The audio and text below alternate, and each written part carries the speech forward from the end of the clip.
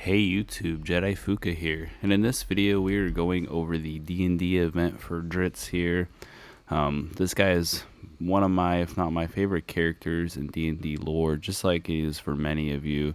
So I just kind of want to give my thoughts on the event, and then give a little bit of a showcase with him in some different areas of the game. So for starters, let's go over the event.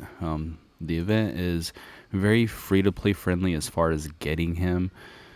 But if you're wanting more than getting him, you're wanting to inspire him, stuff like that, then it goes out of the free-to-play friendly zone after that.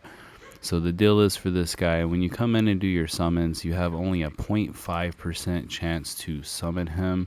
However, every time you summon, you're getting extra Hunter's Blade, which you all know. And the way it works is if you pull 40 dice and you didn't pull him at that time, you'll be able to pull him off of the Hunter's Blades. Now the way it works from there, you can keep pulling 240 dice, and for every 240 you get, you can inspire him. However, I did that on the test server, and I think I pulled somewhere around like 260-ish dice before I was able to like fully inspire him. So it takes a ton of dice if you're going to fully inspire him.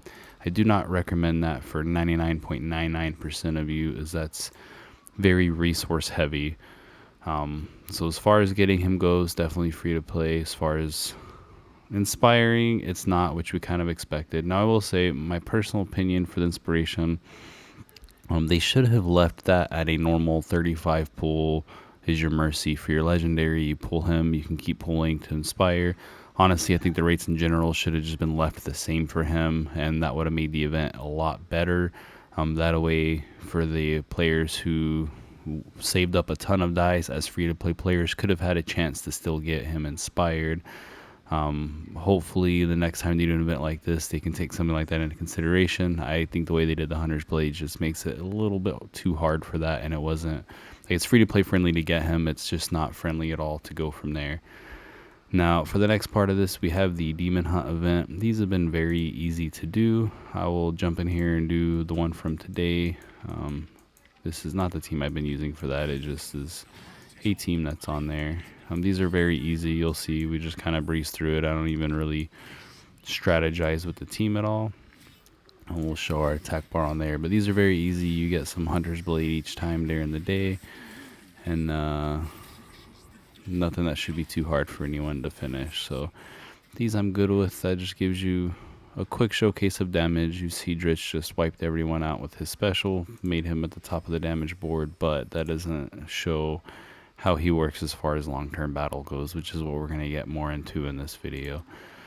So that's those two parts of the event, the Demon Hunter and that one, and then the other one is to challenge Heir 2. Now this part of the event, I really like it. It gives you another challenge for playing the game. He is a hard boss. I will say it's just kind of funny that melee characters in there are not very good against the boss. However, Drizzt, they multiply his damage in there, but he's a melee character, so even though he's doing more damage, he dies too fast, and it's hard to build a team that can do max damage in there with Drizzt. You can easily hit the 10 mil damage or 11 mil, whatever that max one damage that you're trying to go for is before, or the second to highest, but to get the max damage, you're probably not getting it with Drizzt.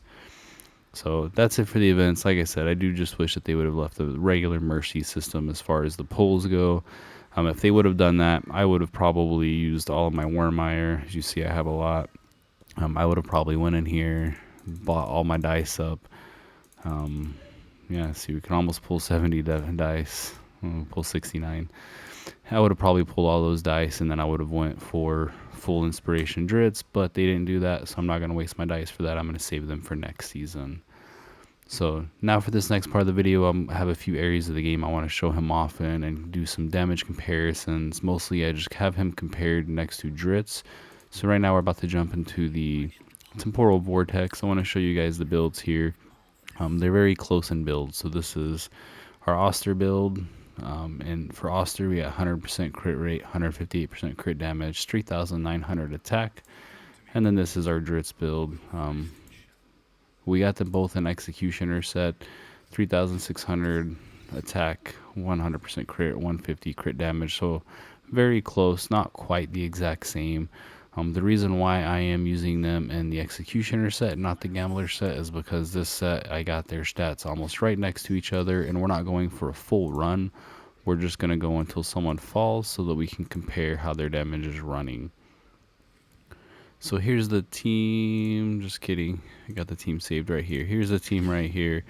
Nothing too crazy. We're not doing full Frost because the Frost Necro does not have good support for Vortex. So we're going to bring in these two for our support. Gives us heals and blocks that debuff. Gives us heals and increased defense. If you guys want to know about the skill timings, if you happen to use Catherine, if you put her at this 14.5 and then continuous 20, she will always use that right before the boss does the decreased defense, and it will keep your team going very well.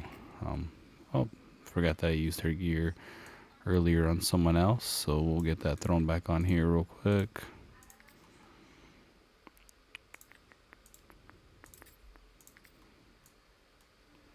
I believe I have her gear saved right there. There we go.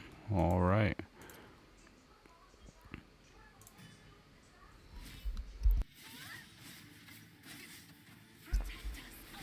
The way this team is going is Hochadir will keep that frost up, give us some increased attack, and then our 2 damage dealers are going to come in.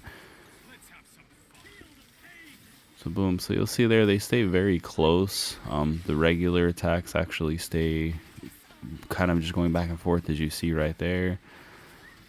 And then my Oster is slightly faster than Drizzt, which gives him a little bit of an edge. Skill haste is insane in this game. Boom, you'll see Oster jump up.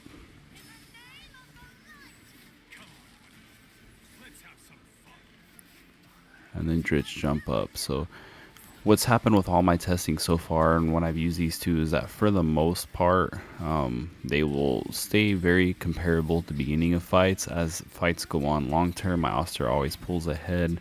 Part of that does have to do with the fact that my Oster is moving faster.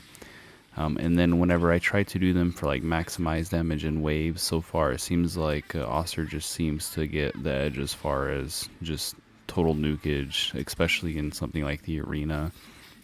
Drizzt being a melee character, there's a lot of downsides with that. But he overall, he's a good champion. I like the way his skills are set up to be. I just think that they need to buff his base stats. That's really the biggest thing with him, is just the base stats need to be moved up. I think the moves operate good.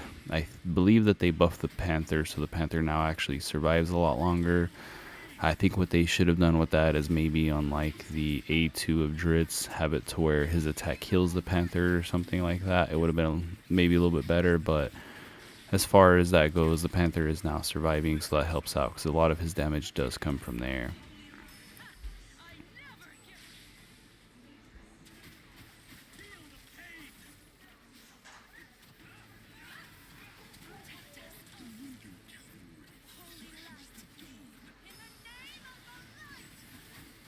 So anyways, guys, I feel like you probably get the point watching this much of this. Most of you probably already skipping ahead. So we're going to go ahead and end this showing the final results. It basically, from here on out, the percentages stay the same. It doesn't get quite too much different after that. And then pulling through, this team can survive quite a bit. I could probably get up to like close to 15 mil damage with them, but I have a team who does way more, so they're definitely not my main team. But here's the final stats on that. So you'll see he's staying roughly 10% behind Oster in that long-term battle. Alright guys, so now for this comparison, we're going to go to the Grave of Venom, but I'm going to drop it to stage 8. I know that this team is definitely not going to be beating stage 9. My stage 9 team is a full Dauntless. They kill the boss in like 30 seconds. I've tried this team out on here and it's just not working. I'd have to play too much with tweaking it to get the team to work, and I don't really want to mess around with that right now. So I just want to use this so you can see the damage going between Oster and Drizzt here. So this is our setup. We're using the same gear that we used in the Vortex, so I'm not going to spend too long on that, but you guys kind of see that and get the point. And we're going to let this run go, and we're going to see how well they do on there.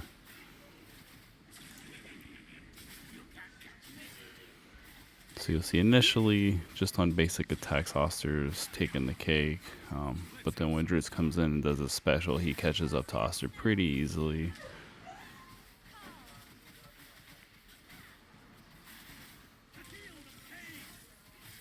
And actually, Licinia there is doing a little bit more damage than Drizzt.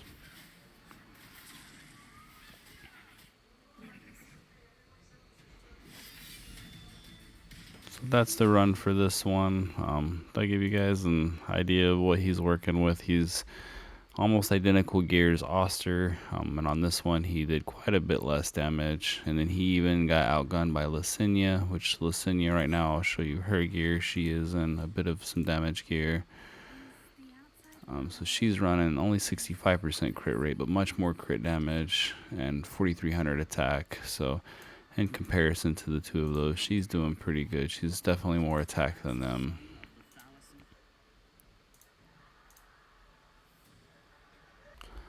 Alright guys, now here we are at the next part. I'm going to do another damage test here, but in the Goblin Lair. Now for this one, I just have a fully decked out Frost Necro damage team. This is what we're looking at here. So basically this is what I run all my teams on full auto for. I'm going to use this to show you kind of what his damage is doing. We're still looking at the similar stats as what we did before. I will go ahead and show you these because I just used my loaded preset. But it's still 3,800 attack, 100 crit rate, 150 crit damage, the exact same as before. Oster for my loaded preset, he happens to be in a gambler set, but I went ahead and left him in there. 100 crit rate, 140 crit damage, 4,000 attack. And we're going to go through here, and I'm going to show you guys how their damage looks. Now for everyone else, he's in some troll gear, has quite a bit of attack. Got this guy here doing some stun set. And then we got Licinia back here. So if you want to see how she's stacking on the damage scale, 100% crit rate, 99% crit damage. She's definitely behind on the crit damage area. And she's also not scrolled out, whereas Oster and Drizzt are both scrolled out, and so is Hochadir up here. Actually, everyone is scrolled out except for Licinia back there. On this team, I just run full auto. I'll let you guys see how that damage scale bounces around. The damage on this one does vary depending on if they hit their special whenever the team's about to die or whenever a lot of people are alive.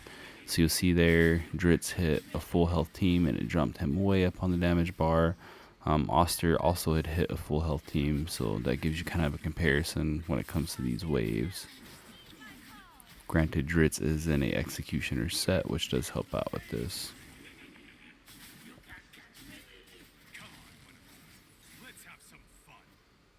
I really like the design of Drizzt's move there.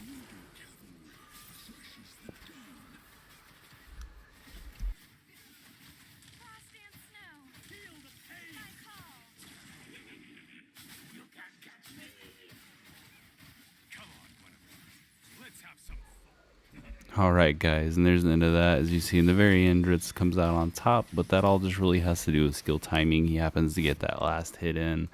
If you follow through looking at that though, everyone gets, well, Drizzt and Oster get the same amount of specials off, and our damage calculation is staying pretty much the exact same. So that gives you an idea of how this can be when it comes into wave content. Alright, y'all, so now we're on the Pillar of Dark, the Pillar Trial area for the Frost Necro team. I do not have any good like Necro healers, so we're going to use Megan as our heal defense. For this round, we're going to change it up a little bit. Instead of using Drizzt for damage, we are using him in a stun set.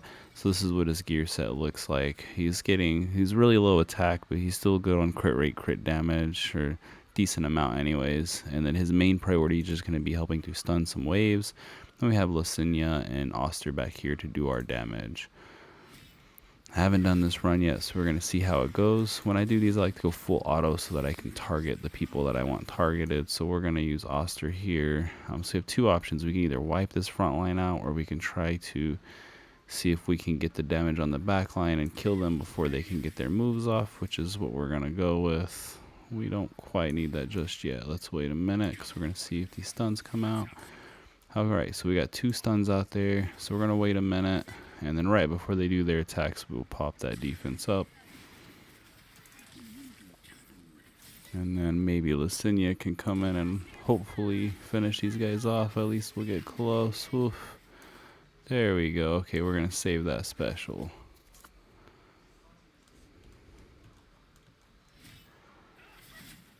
Alright, we're going to wait on this because Hochador gives them an attack up. Boom. He can hit only 2. So it's always like deciding which ones you want. I like to go for these back lines because they usually have someone who has an attacker. We did not hit the stun on there at all, so that kind of stinks. So these two have frost, which makes me kind of want to hit them, but that's okay. We're going to hit back there. We're going to drop the frost back there. Get some hill defense on this front line, and then hopefully Lysithea here can do some damage before my team gets wiped out by some summons. Probably should have saved that for the next stage, but here we are.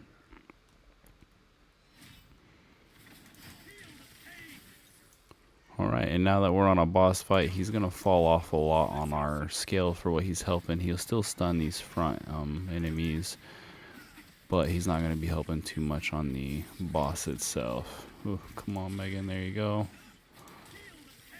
And we're just going to move this into an auto, so he can hit everyone. So last time he made a stun, this time he didn't. I'm not sure the stun, if it only counts like once for the move or if it counts for each hit. I need to test that out. If it's for each hit, it's going to be really good, but it seems like it's only counting for the move because we're hitting it less often than what we are getting on it.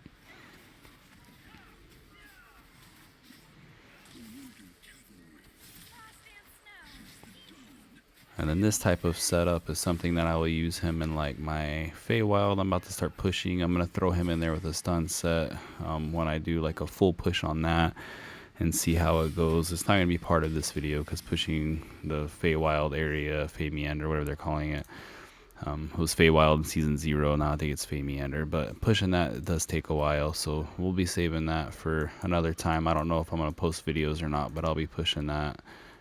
Alright guys, well that was it for all the comparisons. I just wanted to go through showing you guys a little bit of stuff that I had like checked out trying to test these champions against each other. I did do quite a bit of Vortex testing with these two, and in the long term they were kind of similar in the Vortex depending on how I would set them up, but overall Oster would pull up ahead. So Oster definitely takes the cake on there. Overall I do think Oster is actually a better champion as far as getting damage output. And then also with Drizzt being a melee unit, there's some downfalls that come with that just don't make up for the perks of it. So I would say that overall, Oster's, any range character is going to be a little bit better than a melee character depending on the team that you're setting up. But for most teams, these range damage dealers seem to be a little bit better. So Drizzt has a downside on there. So my suggestion, some feedbacks for the developers is that they definitely need to buff him up. I know everyone else has been crying that out too, but when you have an exclusive champion like this, and especially such an iconic champion, you can't let them be that weak.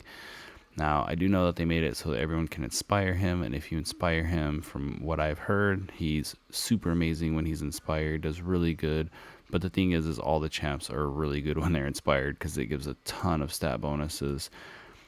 So overall, definitely needs a buff to his base stats, needs something to push him up a little bit more, make him a little bit more special.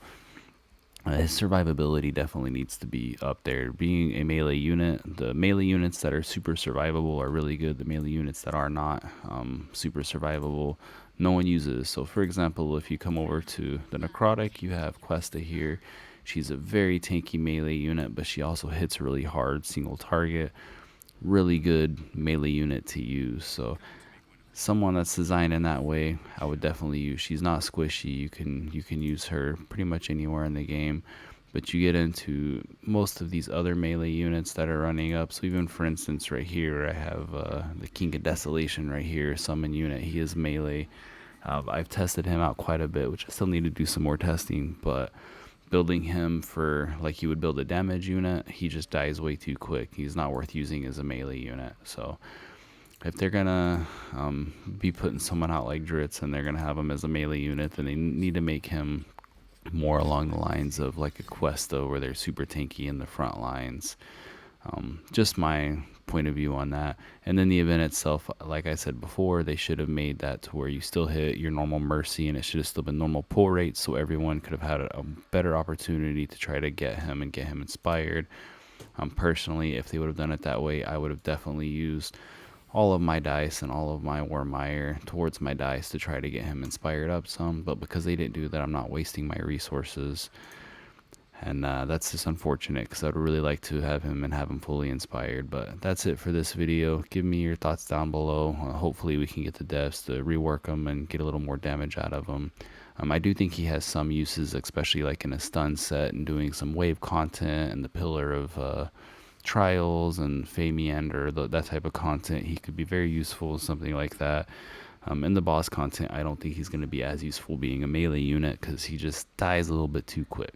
So anyways, guys, y'all have a good one.